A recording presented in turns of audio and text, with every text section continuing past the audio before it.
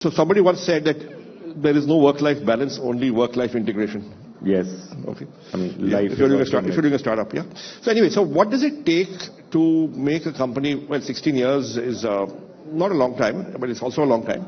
But if you look at the companies, the oldest companies in the world, I mean, I can think of the company that lasted a long time. I can think of the East India Company, 250 saal. Okay. Okay. What else? Who else? I mean, there is a French paints and infrastructure company which has lasted 400 years. 400 saal. What's it called? Saint-Gobain. Saint-Gobain. And there's one Chinese company or Japanese company that is... There's a Japanese construction company which is 1500 years old. Okay.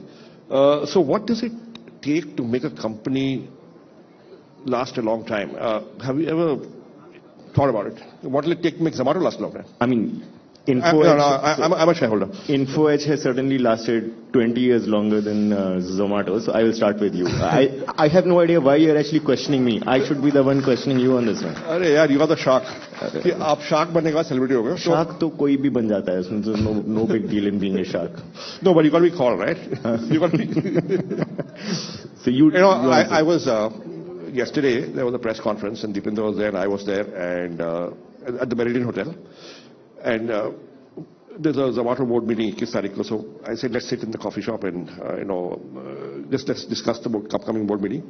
तो भाई हम बैठे हुए थे coffee shop में, और वो server आ गया to Deepinder. Sir, you are a shark. Can I take a photograph with you? So फिर हम waiting in the porch for the car, right? His car, right? And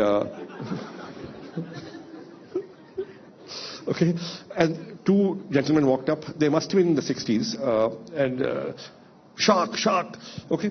And they come and shake his hand, and they said, "We are chartered accountants. Are you a chartered accountant?" So Deepinder said, "No, I'm not a chartered accountant." But Namita is. So he said, "Boss, we are two different people. We are not one team. She's the only chartered accountant on the show." Okay, I think. I don't even know that. Now Deepinder has become a star. Okay, not just as an entrepreneur, but also as a shark. Now wherever he goes, he has to hide. No. Unfortunately, yes. Okay. But anyway, coming back to the question I asked you. Yeah.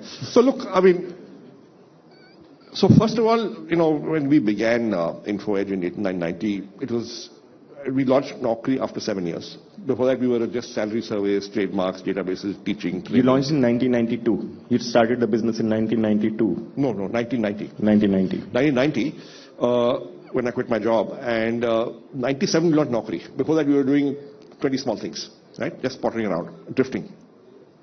We launched Naukri, and so basically the business kept evolving, and new idea of the day, and finally we stumbled upon Naukri, which turned out to be a big idea, right? But if you look at what's made Naukri last this long is continuous innovation, and continuous innovation has been done by a whole bunch of people. So large teams.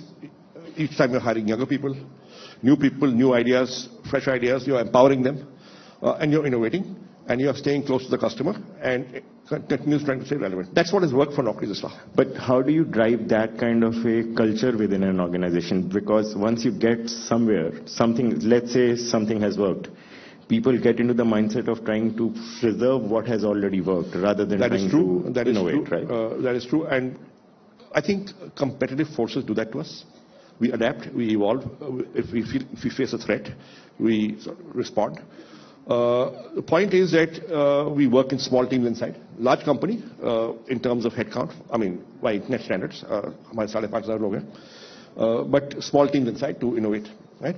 The average age in the company is 30. I'm 60, but the average age in the company is 30. So I think it's young people bring fresh ideas, and there's so much stuff I don't know. And if you ask me, I just don't know it. But competition forcing you to innovate is always going to mean that you're going to be second. You're not going to lead the innovation curve. No, we do some stuff. How do you drive that? How do you make people innovate on your own? Observing the customer, identifying gaps. But do you have to do that? Or do you have the team which does it on its own? Others do it now. I used to do it. So you have people who take such kind of initiative on their own? Yes, so I'll give you a little example. The growth hack we did 24 years ago. We had just received venture capital. We were struggling. There was a dot-com meltdown. We were making a loss, and we had 16 months of money left. 9/11 just happened. We were going through really tough times. We had got a field sales team selling to clients, HR managers. We just created a Yahoo group, email group, and we told all the sales, and on the group, all the sales guys, the tech guys, the engineering guys, the product guys, the marketing people, senior management. And we just said to every sales guy, when you're making 3-4 sales calls a day, जो कुछ भी customer बोलता है आपको, आप इस Yahoo group पे डाल दो. So every day, some 20-30 pieces of feedback would come on that Yahoo group. Whatever made sense, we would implement. Right? What it meant was we had broken customer silence. Whatever made sense, if 5 customers saying the same thing, it will go into a product pipeline, or innovation pipeline. So for the next 3 or 4 years, the Naukri innovation agenda was entirely customer-led. जो customer बोलता था, हम कर, and it made sense, we would do it. Sometimes we would have our own ideas, but it was 80% customer-led. But anyway, coming to you, how do you do it?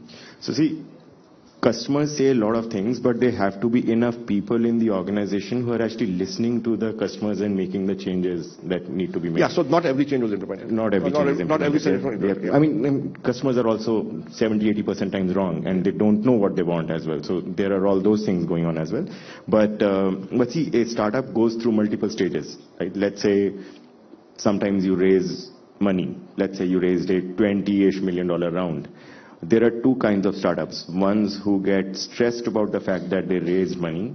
Ones who go to party when they raise money.